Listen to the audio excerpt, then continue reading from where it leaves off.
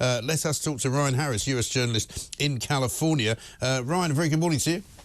Hey, good morning to you, Mike. There was a time we didn't think this decision would be made quite so quickly. We were prepared for a kind of a long and drawn-out vote count. We were prepared for possibly days and days before we would know who had won. Did it surprise you how quickly this happened?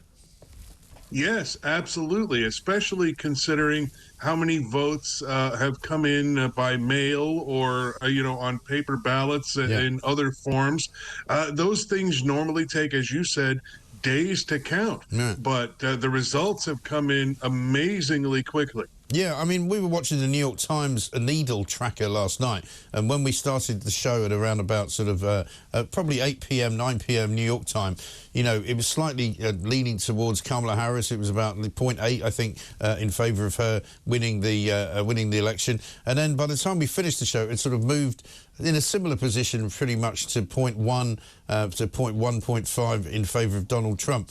But by the time I came in to do the next section of the show at 7 a.m., which was 2 a.m. in the morning for you guys in New York, suddenly he was completely all the way over to the right. The needle had completely moved.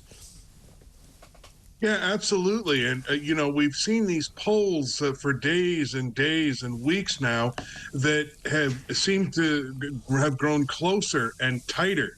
And I don't think, certainly a lot of people believe Trump could pull out a victory, but I don't think that they thought that it would be this overwhelming.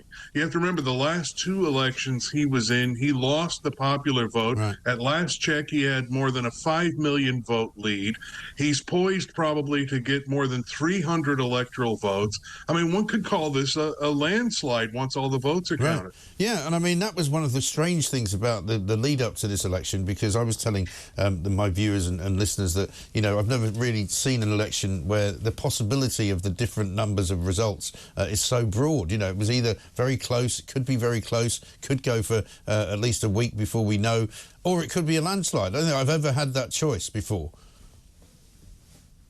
Yeah, no, it really is unbelievable the way it's turned out. I have to tell you, though, as much as Trump has cried foul in the past and even, was already claiming fraud in the Philadelphia, Pennsylvania area, now that the results are here and he's victorious, I wonder how much he's going to question the integrity of the election. Yeah. I'd really like to. If I had the opportunity, that would be the first thing I would ask him. You say all the elections are rigged. Well, now you won this one. Was this one rigged too?